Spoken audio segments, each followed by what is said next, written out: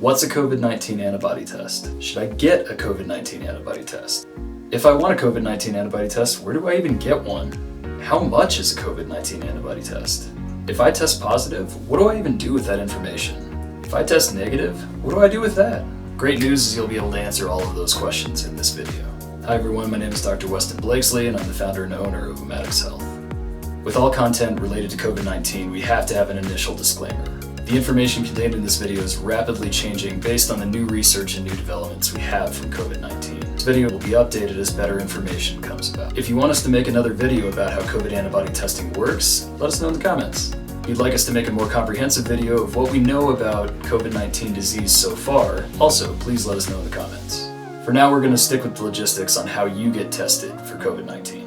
Now to answer the question, should I get a COVID-19 antibody test? COVID-19 antibody tests don't test for active infections, meaning they're only useful after you've recovered from COVID-19 or believe you've recovered from it. There are two types of COVID-19 tests in the market today. The test that we're covering in this video is COVID-19 antibody testing, which tells you if you've been previously infected with COVID-19. It does not tell you if you have an active infection of COVID-19. If you're concerned if you have COVID-19 right now, please check out our other video on COVID-19 PCR testing, because that's the actual test that will tell you if you have an active infection or not. So in order for a COVID-19 antibody test to come back positive, it typically takes your body about 2 weeks to produce these antibodies to attack the COVID-19 virus in your body. You should only order a COVID-19 antibody test if you no longer have symptoms. These symptoms are loss of smell or taste, shortness of breath or difficulty breathing, feeling weak or lethargic, lightheadedness or dizziness, vomiting or diarrhea, slurred speech, and seizures. The research on COVID-19 antibody testing is continuously being updated. There actually are some valuable things you can learn from a positive or negative test, which we'll talk about a little later in the video. If you want to find out if you had a previous COVID-19 infection, a COVID-19 antibody test is what you should take. Alright, now to the how and where do I get tested for a previous COVID-19 infection.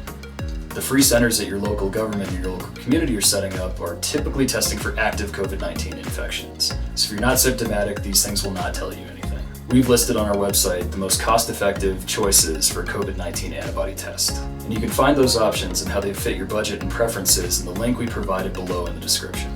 Alright, now the kicker, how much is this actually going to cost you?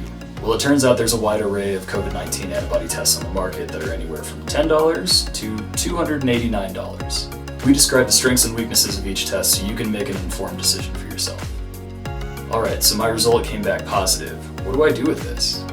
First thing you should do is share these results with your healthcare provider, because then the two of you can come up with a plan that works best for you. A positive test tells you that you have antibodies to COVID-19 in your system, but we don't have enough evidence yet to prove that those antibodies will prevent you from having another COVID-19 infection. This is typically called protective immunity. If you're exposed to somebody who has COVID-19 again, be sure to monitor your symptoms and notify your healthcare provider as quickly as you can. If protective immunity from a COVID-19 infection does in fact happen, then your positive test result is very valuable information to have. We will update this video when the evidence for protective immunity changes. Even with a positive test, you should continue to follow guidelines for social distancing. There may be long-lasting negative health effects that happen after a COVID-19 infection. So a positive test result can help you and your doctor mitigate any of those effects from getting worse. There are still research studies going on to determine if convalescent plasma is an effective therapy for COVID-19, and you having a positive test could help in those research studies. If your COVID-19 antibody test comes back positive and you believe you've been effective at wearing a mask and social distancing, chances are you weren't careful enough and should be much more careful to follow community guidelines and social distancing. Alright, so your COVID-19 antibody test comes back negative. What next? Guidance from an FDA disclaimer says, you've had COVID-19 symptoms but get a negative test result. You shouldn't rule out that you've been infected with SARS-CoV-2, the virus that causes COVID-19, especially if you've been around someone you know that has been found to have been infected with COVID-19. Continue to be careful, wear a mask, practice social distancing, and limit or eliminate in-person contact with at-risk individuals.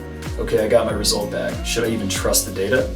We've included a link below to the FDA's webpage for emergency use authorization for serology test performance. Serology is the study of blood serum. One use of serology is to detect antibodies that you've developed from specific diseases. If you look at the FDA's performance tests of these laboratory exams, they're actually pretty good. False positives can happen, but they're incredibly rare. Now that said, there are some limitations to these tests which are also FDA disclaimers. Results from antibody testing should not be used as the sole basis to diagnose or exclude any infection from the SARS-CoV-2 virus, or to inform your infection status. Positive results may be due to infection from non-SARS-CoV-2 coronavirus strain, such as these. In this situation, that's called a false positive. Some rapid antibody tests are very good at detecting high levels of antibody, but low-level positive results are typically difficult to read in these types of laboratory tests. This would be an example of a false negative. Many COVID-19 tests are actually reimbursable, and testing companies will send you an itemized receipt that you can submit to your insurance company and get your money back.